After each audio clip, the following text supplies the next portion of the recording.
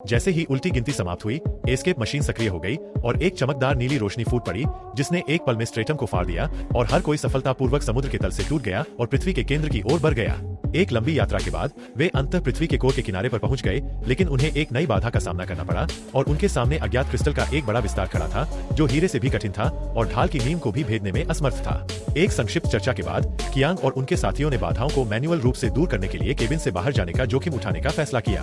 कुछ प्रयासों के बाद मार्ग अंततः खोला गया, लेकिन जैसे ही वे जहाज पर लौट आए, ऊपर का मैग्मा अचानक नीचे गिर गया और सीमित गतिशीलता वाले एक साथी को एक पल में निगल लिया गया। हालांकि समय दबाव डाल रहा था और हर कोई केवल अपने दुहक को सहन कर सकता था और आगे बढ़ सकता था और अंत में पृथ्वी के आंतरिक कोर में प्रवेश करने में सफल रहा। हालांकि नई समस्याओं का पालन किया गया। परमाणु बम को कोर में गहराई से विस्फोट करना पड़ा और पृथ्वी के कोर का तापमान 30,000 डिग्री जितना अधिक था, जो गर्मी इंसुलेट कपड़ों के लिए 5,000 डिग्री सेल्सियस की सीमा से कहीं अधिक था। बस जब हर कोई नुकसान में था, जियाओबाई ने दृढ़ता से खड़े होकर व्यक्तिगत रूप से परमाणु बम को कोर में गहराई तक ले जाने और अपने जीवन की कीमत पर कार्य पूरा करने का फैसला किया। उसने एक गर्मी अछूता सूट पहना और अकेले चिलचिलाती कोर में कदम रखा।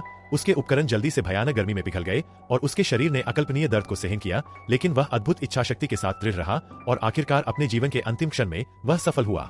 परमाणु बम फट गया। पृथ्वी को हिलाने वाली गर्जना के साथ पृथ्वी का कोर फिर से काम करना शुरू कर दिया। भाई कियांग और उनके जीवित साथियों ने अंतरिक्ष यान को पृथ्वी के केंद्र से बाहर निकालने का आखिरी मौका जब्त कर लिया। पृथ्वी अंततः बच गई, मानव सभ्यता जारी रही और शाओबाई का बलिदान भी दुनिया को बचाने की कुंजी बन गया।